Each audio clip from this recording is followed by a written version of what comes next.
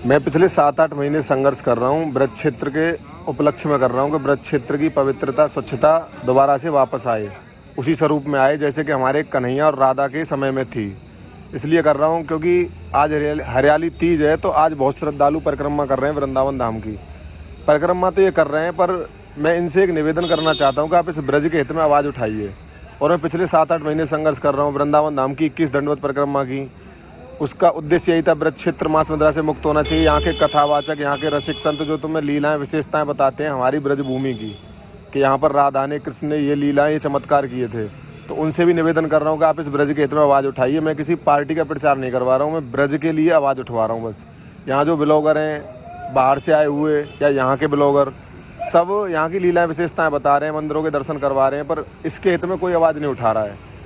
उनसे होटलों के प्रचार करवा लो, करने चले जाएंगे, पर ब्रज के हित में आवाज़ उठाने नहीं आएंगे।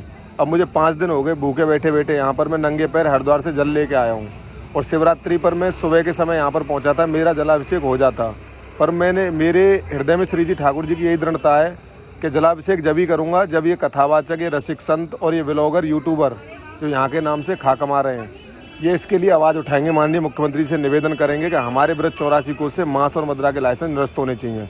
इस 84 कोष की महिमा गाथाएं तुम्हें बताते हैं कि यहाँ का कण कण वंदनीय है। ये मुझे भी पता है, तुम्हें भी पता है कि यहाँ का कण कण वंदनीय है, क्योंकि यहाँ पर स्वयं श्रीमन नारायण ने जन्म लिया था कन्हैया के रूप में। तो यहाँ कण कण वंदनीय है, तो यहाँ पर ये मांस और मदिरा होना उचित नहीं है, बहुत अशोभनीय है। तो यहाँ से हटना चाहिए। और सबसे यही निवेदन कर रहा हूँ कि जो यहाँ नहीं पहुँच सकते वो अपने अपने पेज के माध्यम से, अपने अपने सोशल मीडिया के माध्यम से सरकार से निवेदन करें और मेरी आवाज़ को उठाएं। और दंडवत में एक दृढ़ता थी, धीरेन्द्र शास्त्री जी महाराज का आशीर्वाद। महाराज जी ने मेरा 6 दिन की भूख हड़ताल थी वो तोड़वाई थी कॉल करके, उनका मान सम्मान रखा था मैंने। उन्होंने बोला था बेटा मैं अगस्त में आऊँगा और ब्रज के हित में बोलकर ज़रूर आऊँगा, दिलासा दी मुझे, पर अब तक ना उनका कोई रिस्पॉन्स। और उन्होंने बोला था हम आवाज़ उठाएंगे, ना कोई आवाज़ उठी। उनके पेज पर एक भी वीडियो नहीं है उसके बाद ही के ब्रज के हित में बोले हों, नहीं बोले। मैंने 6 दिन उनका मान सम्मान रख कर अपनी भूख हड़ताल तोड़ दी थी। अब की बार बैठा हूँ, मर जाऊँगा पर हटूँगा नहीं।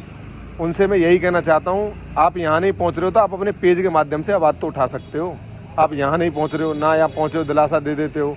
और कोई पैसे वाला या कोई उद्योगपति का बेटा यहाँ पर बैठ के तो मैं कॉल करता ना, तो सब कथावाचक, सब रसिक संत एक बार में आवाज़ उठाते।